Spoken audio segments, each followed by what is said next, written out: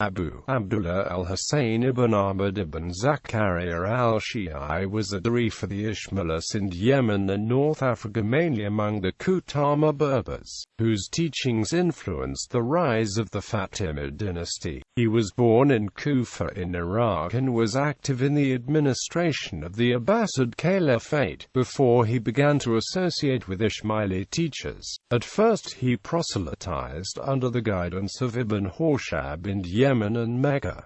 During a pilgrimage to Mecca in 279 AH 892 CE, he met some Kutama Berbers that boasted of their independence and autonomy from the Aghlabids. Abu Abdullah sensed a chance and decided to follow their invitation to the Maghreb, where he arrived in 280 893.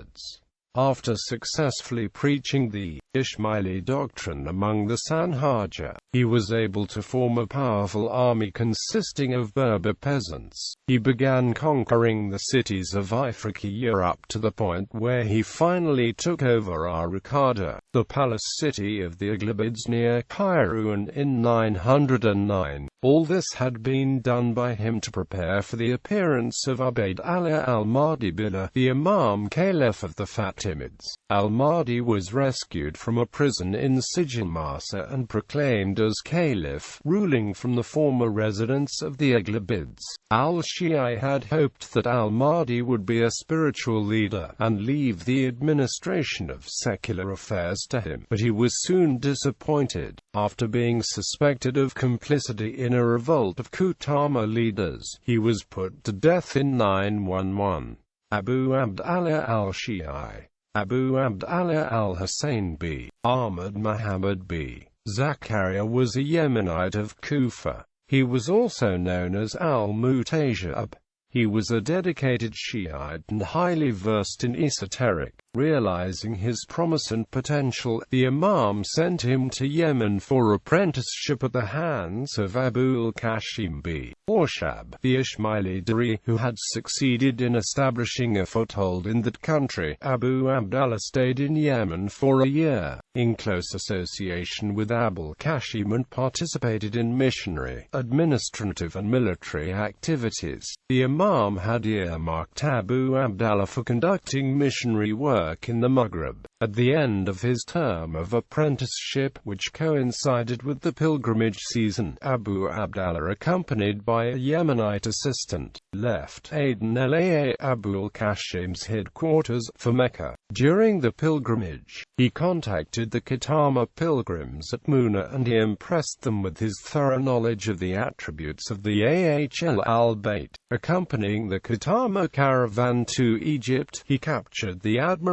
of his fellow travelers, with the unmistakable skill and craft of an Ismaili Dari. When he revealed that he intended to stay in Egypt in order to undertake teaching for a living, he was conveniently prevailed upon by the Kutama to accompany them to the country. Abu Abdullah avoided Africa by taking a route to the south, and he arrived in the Kutama country in the middle of 893. He chose as headquarters al-Qadiyan near Sativ, a mountain stronghold that dominated the pilgrimage route. He started to teach the attributes of Ali b. Abi Talib, and his descendants, the Imams and tribesmen, began to trek to al-Qadiyan. It was during this period that Abu Zakariyya b. Mu'arik, a member of the Kutama clan of Ajana, arrived at Abu Abdullah's headquarters. For that moment he was to become the Da'i's right hand. Abu Abdullah set about organizing his followers, whom he called al-Khwani, brothers. To the Berbers he was known as al-Mashariqi, i.e. the Easterner, and his followers as the Mashariqa. Abu Abdullah organized classes, majalis, and collected a fee from students. This was probably the forerunner of the Najwa. The activities of the Dari alarmed the neighboring governor of Mila, In vain he urged the Kutama to hand him over. The autonomous governor, wary of Aghlabid intervention, belittled Abu Abdallah when al-Ibrahim b. Ahmad, the Aghlabid ruler of al-Fakiyya, inquired about the Da'i's activities. Eventually Ibrahim entered into correspondence with Abu Abdallah, courting his friendship at first and ending with threats. Recognizing his vulnerable position at al-Qadiyan, the Da'i retired to Tazrat under the protection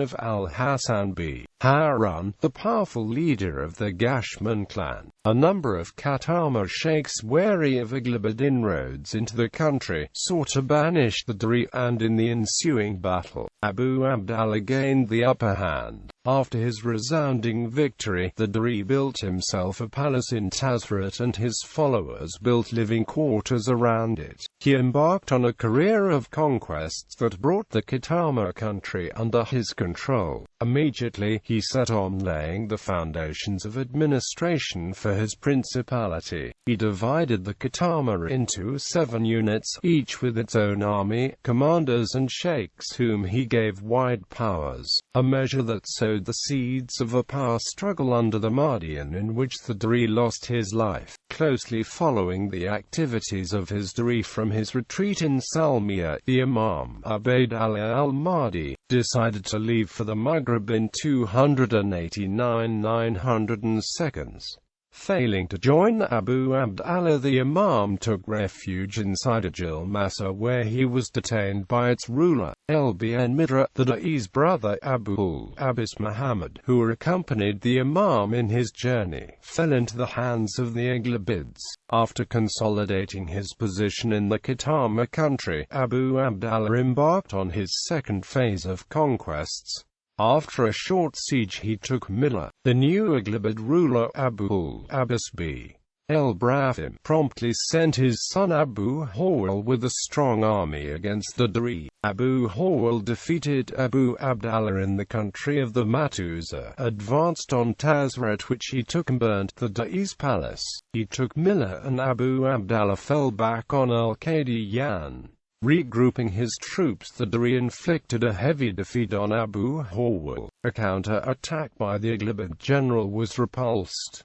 The Da'i then marched on Satif and took it. He inflicted a series of defeats on the Aghlabids, notably those at Kabuna, Damalul and Darmadian. On March 19, 909, Abu Abdallah decisively defeated the Aghlabid near Laharabus.